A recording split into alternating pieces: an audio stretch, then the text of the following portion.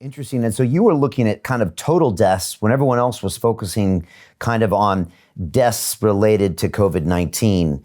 And so they were seeing this kind of geometric progression, but you were looking overall and saying, this actually isn't geometric. It's something, like you said, looks well, I can explain very easily. So okay. One of the very confusing things about epidemiology is that they use this RT number, the R number as a function of time. And it is a really, really hard number to calculate, because basically you say that the number of cases today depends on the number of cases yesterday and the number of cases the day before, because a person can infect, say, for a whole week or 2 weeks. So it's a very complicated sum of all the previous cases multiplied by some sort of unknown numbers. So it's a very uncertain number.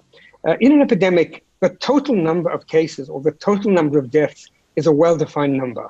If, for example, you look at the number of new deaths or new cases, it turns out that in the Western world, there's a huge kind of periodicity that comes from the day of the week. There are usually very few cases on Sundays and lots of cases on Fridays, because people take the weekend off and they don't count the cases and deaths. So, but the total is more or less reliable. So the thing I did at the very beginning, and it seemed like a very obvious thing to do, but going forward, it's actually been kind of sensible. You take the number of cases today, the number of cases yesterday, and you divide the number of cases today by the number of cases yesterday. So let's say there were 100 cases yesterday and 120 cases today. That gives you 120 divided by 100 is 1.2. That basically tells you that the number of cases has increased by a factor of 1.2 or by 20%. Okay?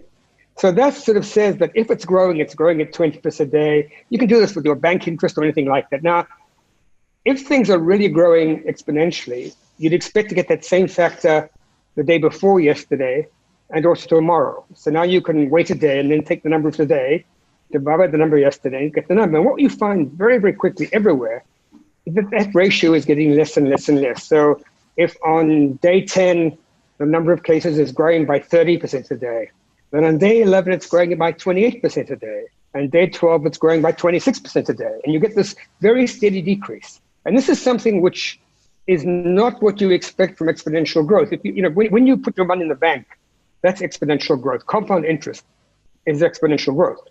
But you sort of expect, if they're giving you 10% a year, you don't expect to get 10% and then 9% and then 8%. And if you did, you wouldn't get very much money after 10 years. So basically, you see this in all the viral growth.